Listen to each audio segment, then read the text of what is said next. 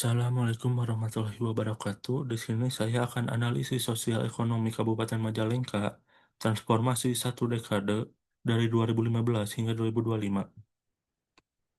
Sebelum itu, perkenalkan diri, saya Muhammad Aditya Nugraha dengan NRP 244020119 dari kelas 24 AKB untuk memenuhi tugas perekonomian Indonesia. Untuk di sini yang pertama ada profil geografi dan administrasi dari Kabupaten Majalengka ini. Majalengka sering dijuluki sebagai kota angin. Secara geografis, kabupaten ini memiliki karakteristik yang unik karena memadukan dataran rendah di utara dan pegunungan di selatan. Untuk luas wilayahnya, total luasnya adalah kurang lebih 1.204,24 km. Jika dibandingkan luas ini, mencakup sekitar 3,41% dari total luas Provinsi Jawa Barat. Untuk batas wilayahnya, di bagian utara ada Kabupaten Indramayu, yang bagian selatan ada Kabupaten Ciamis dan Kabupaten Tasikmalaya. Untuk bagian barat ada Kabupaten Sumedang, di bagian timur ada Kabupaten Cirebon dan Kabupaten Kuningan. eh, Secara administrasi, Majalengka terus berkembang untuk mendekatkan pelayanan kepada masyarakat. Pembagian wilayahnya untuk kecamatan terdiri dari 26 kecamatan, desa atau kelurahan terbagi menjadi 330 desa dan 13 kelurahan. Pusat pemerintahannya berada di Kecamatan Majalengka yang berfungsi sebagai pusat perkantoran dan bisnis lokal. Kecamatan Kecamatan strategisnya ada Kecamatan Kertajati sebagai pintu gerbang internasional atau BIJB. Untuk Kecamatan Jatiwangi dikenal sebagai pusat industri genteng legendaris yang kini mulai beralih ke industri manufaktur modern.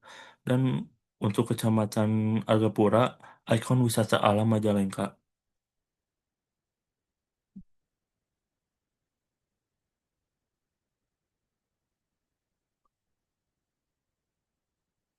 Nah, di sini selanjutnya ada profil populasi data 10 tahun terakhir. Dalam 10 tahun terakhir, Majalengka mengalami transisi demografi yang cukup signifikan, terutama didorong oleh industrialisasi di wilayah utara.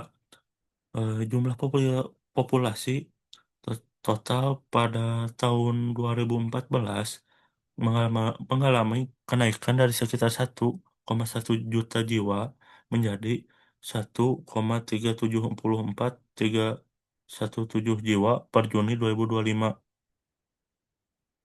Untuk komposisi rasio jenis kelamin hampir hampir seimbang. Seks rasionya kurang lebih 99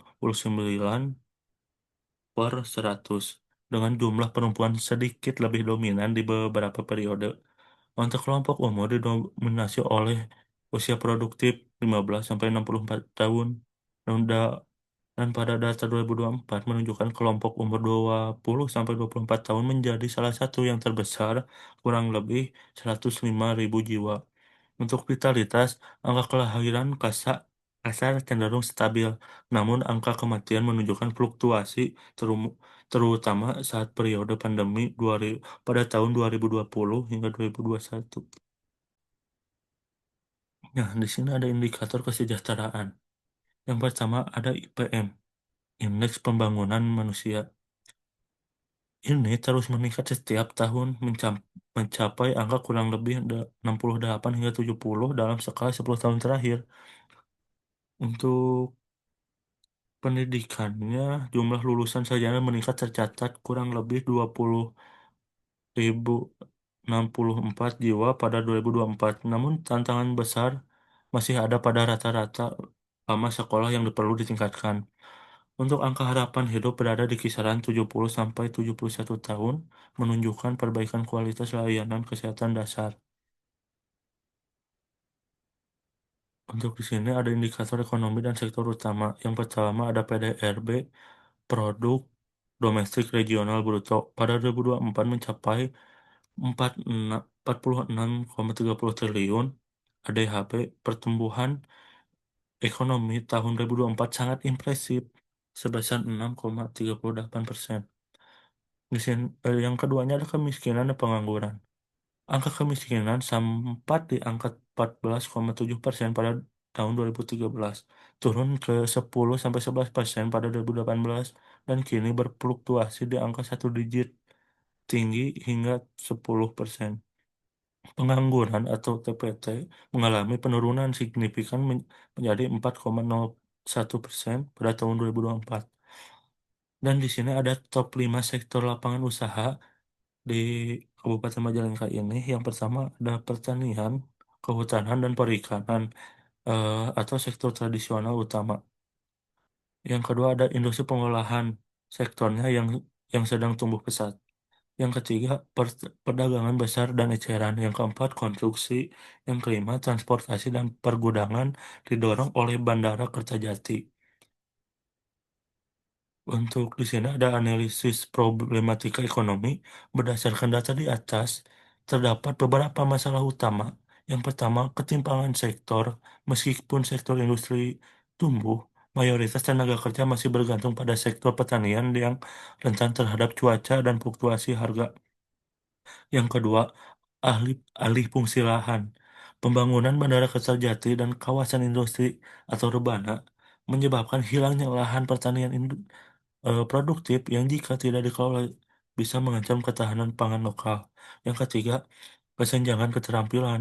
Pertumbuhan industri manufaktur menuntut skill tinggi, sementara rata-rata pendidikan masyarakat lokal masih banyak di tingkat dasar atau menengah.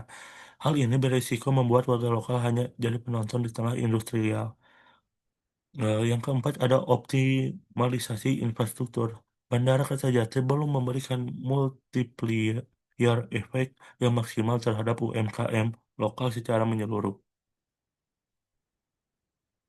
Eh, di sini ada kesimpulan dari analisis yang saya bacakan tadi.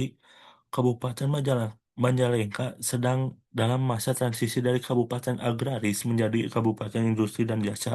Pertumbuhan ekonomi 6,38% adalah angka yang sangat positif di atas rata-rata nasional. Namun pemerintah daerah perlu memastikan bahwa pertumbuhan ini bersifat inklusif, atau artinya penurunan angka kemiskinan dan pengangguran harus sejalan dengan peningkatan kualitas SDM agar masyarakat lokal bisa bersaing di sektor industri baru. Sekian dari video yang saya sampaikan. Mohon maaf apabila ada eh, salah dalam berucap kata-kata.